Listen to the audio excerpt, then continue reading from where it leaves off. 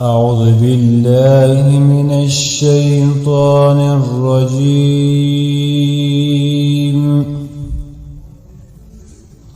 بسم الله الرحمن الرحيم.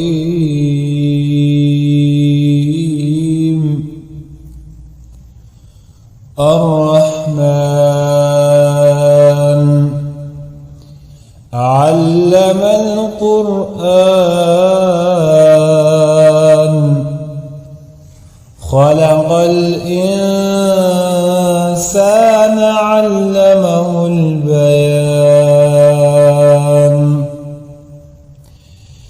الشمس والقمر بحسبان والنجم والشجر يسجدان والسماء رفعها ووضع الميزان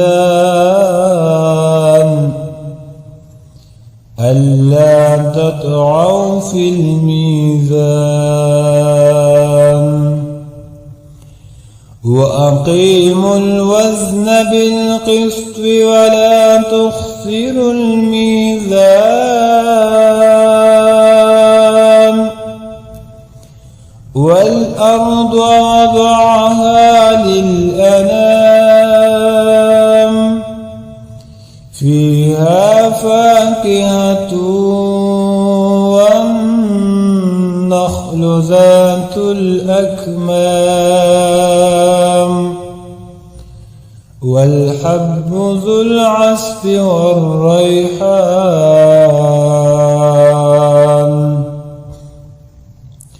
فبأي آلاء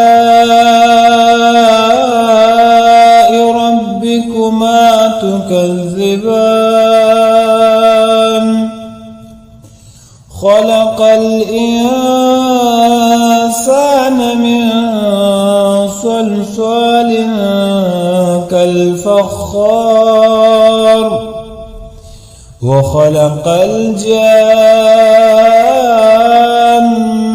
من مارج من نار. فبأي آلاء ربكما تكذبان؟ رب المشرقين ورب المغربين. فبأي آلاء ربكما تكذبان؟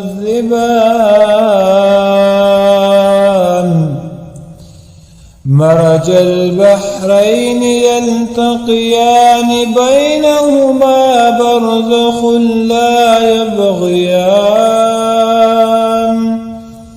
فبأي آلاء ربكما تكذبان؟ يخرج منهما اللؤلؤ والمرجان. فبأي آلاء ربكما تكذبان؟ وله الجوار المنشآت في البحر كالأعلام. فبأي آلاء ربكما تكذبان؟ كل من عليها فان ويبقى وجه ربك ذو الجلال والإكرام. فبأي آلاء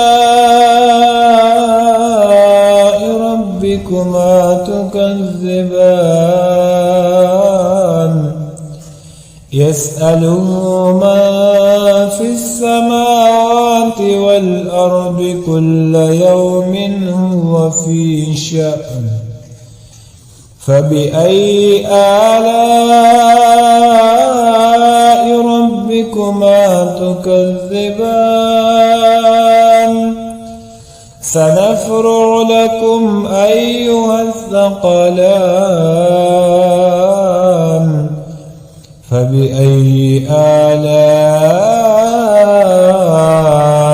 ربكما تكذبان يا معشر الجن والإنس إن استطعتم أن تنفذوا من أقطار السماوات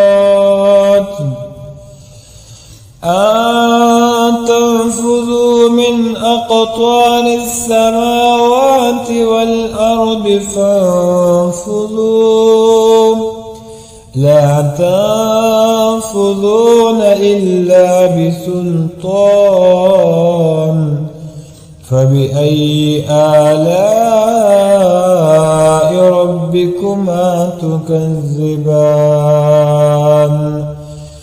يرسل عليكما شواظ من نار ونحاس فلا تنتصران فبأي آلاء ربكما تكذبان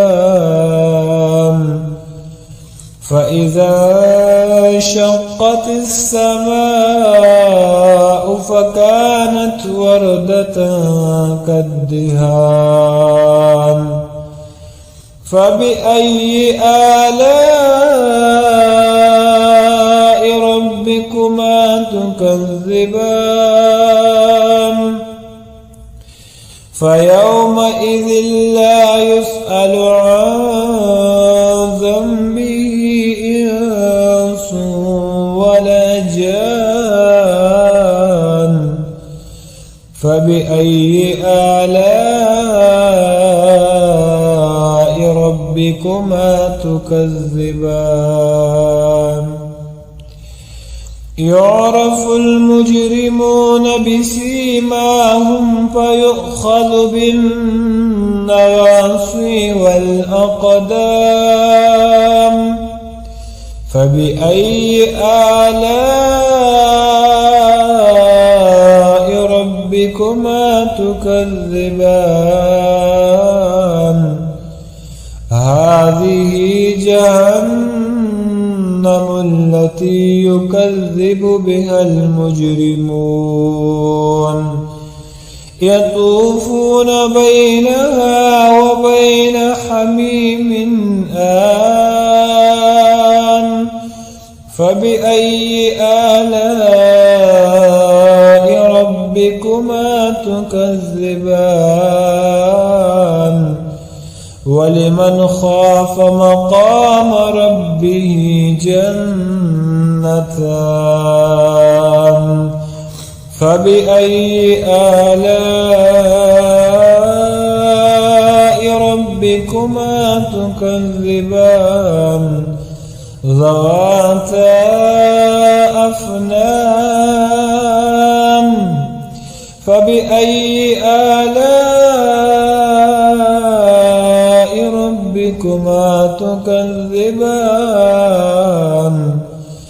فيهما عينان تجريان فبأي آلاء ربكما تكذبان فيهما من كل فاكهة زوجان فبأي آلاء ربكما تكذبان متكئين على فرش بطائنها من استبرق وجنى الجنتين دان فبأي آلاء ربكما تكذبان فيهن قاصرات الطرف لم يطمثهن إنس قبلهم ولا جان فبأي آلاء ربكما تكذبان كأنهن الياقوت والمرجان فبأي آلاء ربكما تكذبان هل جزاء الإحسان إلا الإحسان فبأي آلاء ربكما تكذبان ومن دونهما جنتان فبأي آلاء ربكما تكذبان